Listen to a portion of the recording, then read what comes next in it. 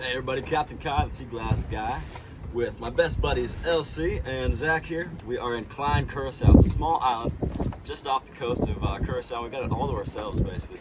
Beautiful place to be. But while we're sitting here on a boat, rocking back and forth, we thought, why not check out Zack's best sea glass collection and go over some of what the things are. So Zack, what are your favorite things you got here, man? Probably my favorite piece would be this lavender colored stopper. Found it at the refinery in Aruba. But why is it lavender? Oh, so the reason it's purple is actually started out white, but they added a chemical to it called manganese, and what happens is that's UV reactive. So after sitting in the sun for so long, it starts to get more and more and more purple. You sometimes notice us on like old window frames and old houses, you'll see some purple frames in there, and that's the same thing. So that's a really, really good find. That's super rare, man. What else do you like in your pile? Right. My crystal stopper that we found in the dark caves in Bonaire. Yeah. That is a huge piece. Wow. It's definitely crystal. The way you can tell, it's got all these like big chips on it. They're kind of evenly spread out.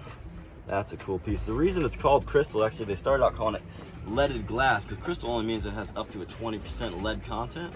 And what's cool about that is they called it lead glass. Nobody wanted to buy it, so they changed the name to crystal, and it became one of the most popular glass items in the world.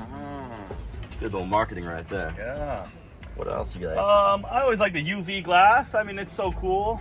It glows under a black light. But yeah, why does it glow under a black light? Right, so there's a few different kinds of UV reactive glass. What that means is under a black light, it's gonna glow. But nothing glows brighter than the ones made with uranium. Back before they knew uranium was radioactive and bad for you, they used to use it to color things yellow and green. And hey, LC, getting hot over there. And so yeah, that's why it's colored that way. But it's really cool, really easy to find at night. If you go with a nice bright black light and just shine on the beach, the only thing you can see is these pieces because they glow so brightly. So kind of fun. Curacao is a good place to find them. And then I noticed you got a lot of marbles there, man. Yeah, my favorite, my marble collection that we've collected virtually over the whole time in Bonaire, most of them. I did find quite a few in Aruba as well, but yeah, this is just about my Bonaire collection. I mean, yeah, I got my big shooters and I got my tiny little guys there. Oh yeah, you got some tiny. But yeah, I mean, why do they get so small versus some that are so big? Well, some of them start out big. Like shooter marbles are the playing pieces that you use to knock away all the other marbles. They start out usually about 2 or 3 times bigger than your average marble.